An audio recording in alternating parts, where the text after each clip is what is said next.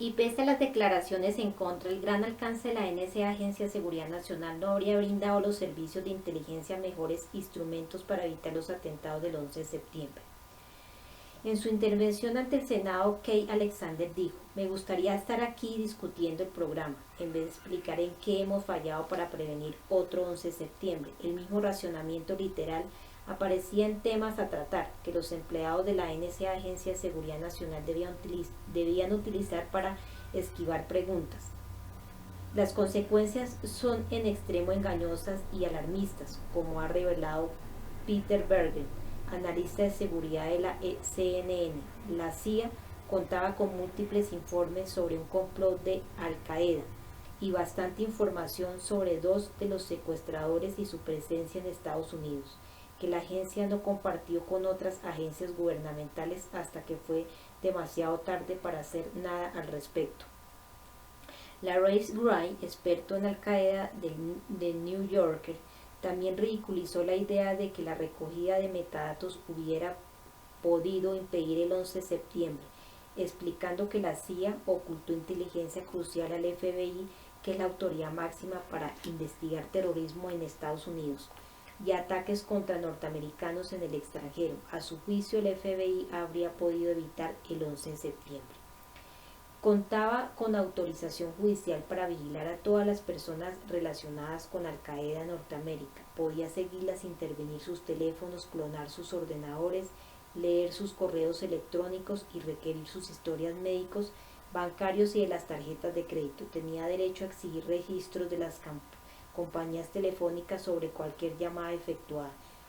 No hacía falta ningún programa de recogida de metadatos, lo que hacía falta era cooperación con otras agencias federales, pero por razones a la vez nimias y poco claras, esas agencias decidieron ocultar a los investigadores pistas fundamentales que muy probablemente habrían evitado los atentados.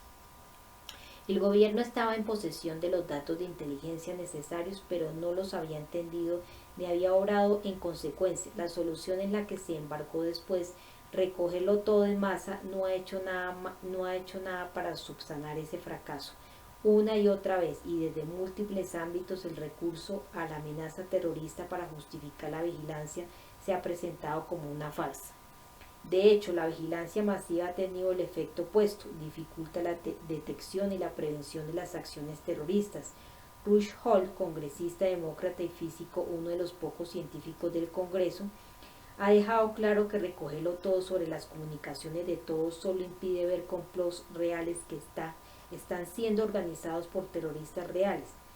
La vigilancia directa, no indiscriminada, generaría información más útil y precisa. El enfoque actual aporta tantos datos que las agencias de inteligencia son incapaces de revisarlo de forma efectiva.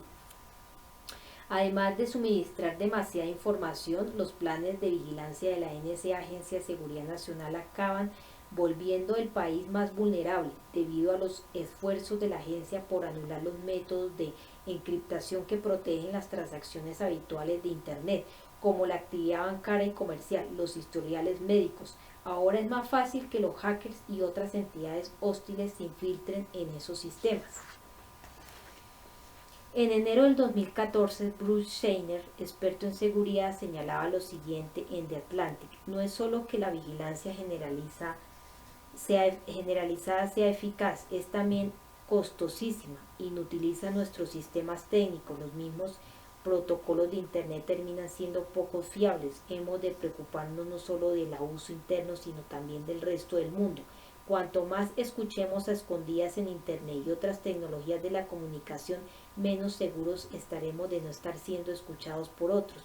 La opción no se plantea entre un mundo digital donde la NSA, Agencia de Seguridad Nacional, pueda escuchar ilegalmente y otro en el que la NSA, Agencia de Seguridad Nacional, tenga prohibida esta práctica, sino entre un mundo digital vulnerable a todos los ataques y otro seguro para todos los usuarios".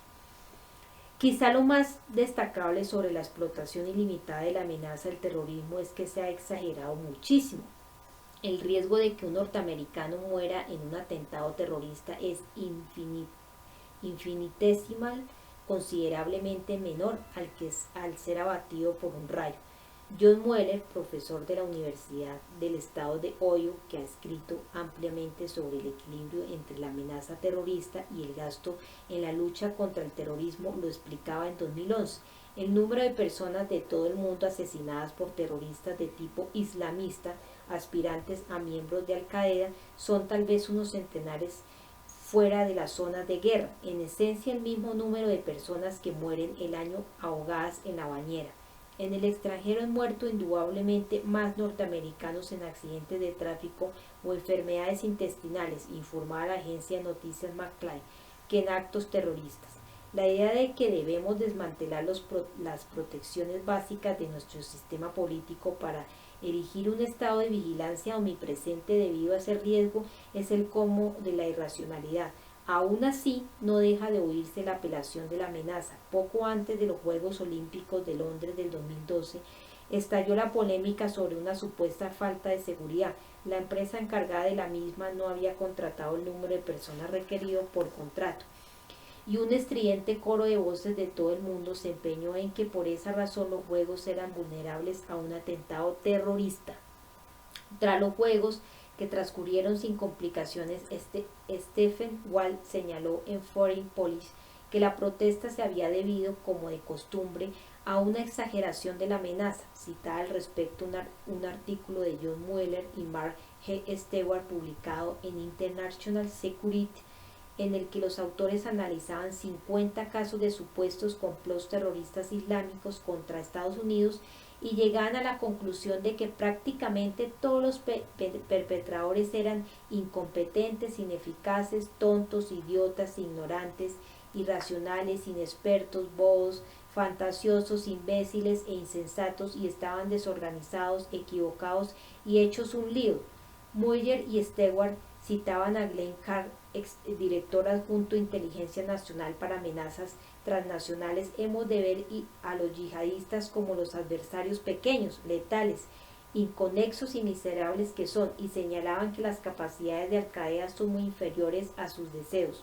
De todos modos, el problema es que hay demasiadas facciones del poder con intereses particulares en el miedo al terrorismo. El gobierno, que quiere justificar sus acciones, las industrias de vigilancia y armamentista a rebosar de financiación pública, o los bancos permanentes del poder en Washington dispuestos a establecer sus prioridades sin que nadie les cuestione.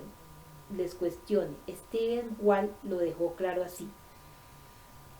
Mueller y Stewart calculan que el gasto en seguridad interna, es decir, sin contar las guerras de Irak o Afganistán, ha aumentado en más de $1 billón desde el 11 de septiembre.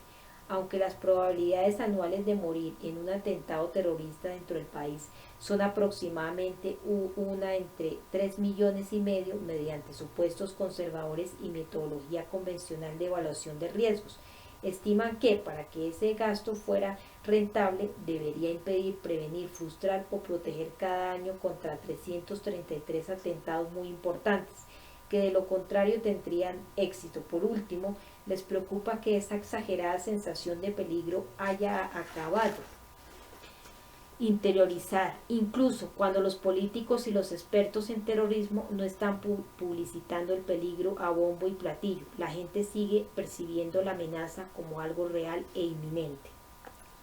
Como el miedo al terrorismo ha sido manipulado, se han infravalorado gravemente los comprobados peligros de permitir al Estado aplicar un sistema de vigilancia secreta generalizada. Aunque la amenaza terrorista fuera del nivel que dice el gobierno, seguirán estando injustificados los programas de vigilancia de la NSA, Agencia de Seguridad Nacional. Aparte de la seguridad física, hay otros valores igual de importantes, si no más. Este reconocimiento, que está arraigado en la cultura política norteamericana desde el nacimiento de la nación, no es menos crucial en otros países. Los países y los individuos toman continuamente decisiones que colocan los valores de privacidad e implícitamente de la libertad por encima de otros objetivos como la seguridad física. De hecho, la finalidad de la Cuarta Enmienda de la Constitución de Estados Unidos es prohibir ciertas acciones policiales, aunque pudieran reducir la delincuencia. Si la policía fuera capaz de irrumpir en cualquier casa sin orden judicial, sería más fácil detener a los asesinos, los violadores y los secuestradores. Si se permitiera el Estado instalar monitores en los hogares, seguramente el índice de criminalidad descendería de manera apreciable. Esto es sin duda en los robos con allanamiento de morada, si bien la mera idea pone en guardia a la mayoría de la gente. Si el FBI estuviera autorizado a escuchar nuestras conversaciones y apoderarse de nuestras comunicaciones, evitarían y resolverían una amplia variedad de crímenes. Sin embargo, la Constitución fue escrita para prevenir invasiones sospechosas por parte del Estado. Al poner límites a esas acciones, permitimos a sabiendas una mayor criminalidad. Aún así, marcamos igualmente esa frontera, exponiéndonos a un mayor grado de peligro, pues alcanzar la seguridad física absoluta no ha sido nunca una prioridad social. Por encima incluso de nuestro bienestar físico, un valor esencial es mantener al Estado fuera del ámbito privado. Nuestras personas, casas, papeles y efectos, como dice la Cuarta Enmienda, y lo hacemos precisamente porque está fuera es el crisol de muchos de los atributos habitualmente asociados a la calidad de vida, la creatividad, la exploración, la intimidad. Renunciar a la privacidad a cambio de la seguridad absoluta es dañino tanto para la salud física y mental de un individuo como para la salud de la cultura política. En el plano individual, la seguridad primero equivale a una vida de parálisis y miedo, no subir nunca a un coche ni a un avión, no realizar actividades que conlleven riesgos, valorar menos la calidad de vida que la cantidad o pagar algún precio por evitar el peligro. El alarmismo es una de las tácticas preferidas por las autoridades precisamente por la forma tan persuasiva en que el miedo racionaliza la expansión del poder y los recortes de derechos. Desde el principio de la guerra contra el terror, a los norteamericanos se les ha dicho con frecuencia que si quieren mantener alguna esperanza de evitar la catástrofe, deben renunciar a sus derechos políticos fundamentales. Por ejemplo, Pat Roberts, presidente del Comité de Inteligencia del Senado, ha dicho: soy un firme defensor de la Primera Enmienda, de la Cuarta Enmienda y de las libertades civiles, pero no tienes libertades civiles si estás muerto. O John Cornyn, senador republicano que se había presentado a la reelección en Texas, con un video de sí mismo en el que aparecía disfrazado de tipo duro con sombrero de cowboy. Una vez muerto, ninguna de tus libertades civiles importa demasiado. Demostrando su desconocimiento de la historia al hablar con su audiencia, el locutor de radio Rush Limbaugh echaba más leña al fuego. ¿Cuándo fue la última vez que oísteis al presidente declarar la guerra basándose en la protección de las libertades civiles?